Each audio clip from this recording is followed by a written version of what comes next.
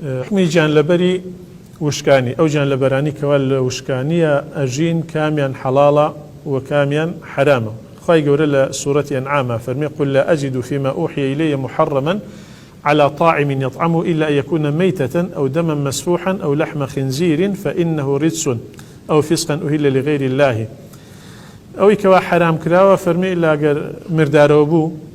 خوينك كوا دربريد وقوشتي براس أم سيشتي حرام كردو ودواتر لسورة مائدة شتي تر حرام كرا جيجا لوانا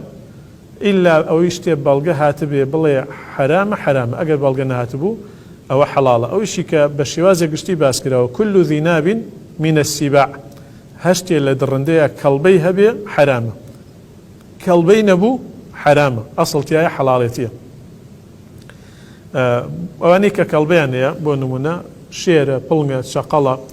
ريوية بشيلية ورتشة أمانا كلبيان هي خواردنيان حرامة. سبارد با كمتيار آية كمتيار حلالة يا حرامة لبروي كمتياريش كلبي هي والراويش أكا أويك خلافية طبعا لبين زانانا لمذهب كان شابه همان شوا خلاف هي لمذهب إمام الشافعي له حرامة لمذهب إمام أحمد فرمية حلالة بلام أويك بلغي لسرها تبي راست كمتيار كلبيشي هي بلام لناو كلب داركان تنها كمتيار جياك راوتو كحلالة شون لمردارو بوا همو مردارو بوا حرامة تنها ماسيو كل جياك راوتو وانا حلالة لناو خوينا همو خوينا كبي خوي حرامة تنها صبل لقل جيجرا أمانا جياك راونتو كوا حلالا لناو درندكاني شاوي كلبيها بها همو حرامة تنها كمتيار جياك راوتو راست الشيوي ناشرين يا راو أكا بلام نص دقي لسر هاتوا أبي عمارة ابن أبي عمارة لبجابر موت درباري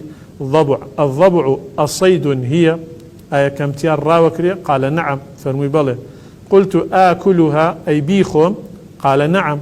قلت أقاله رسول الله صلى الله عليه وسلم قال نعم بيون صلى الله عليه وسلم فرمي بله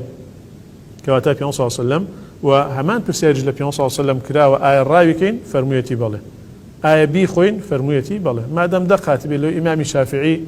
رحمة خواهي قوري لبي أو حديثي بي نقشت بي أو دقا با إمام الشافعي نقشت بي بويا فتوى حراميتي داوى بلا ما دام دقاتو نصهاتو بيون صلى الله عليه وسلم رقي بيدابي حلالة ايتروي طبيعتي نايبة أو بابت يترى بلام كسيشيش كطبيعتي بردي وخواردي ناتواني لي حرامي بكي والله أعلم. أما سبارد با درندكان أويكوا كلبي هيا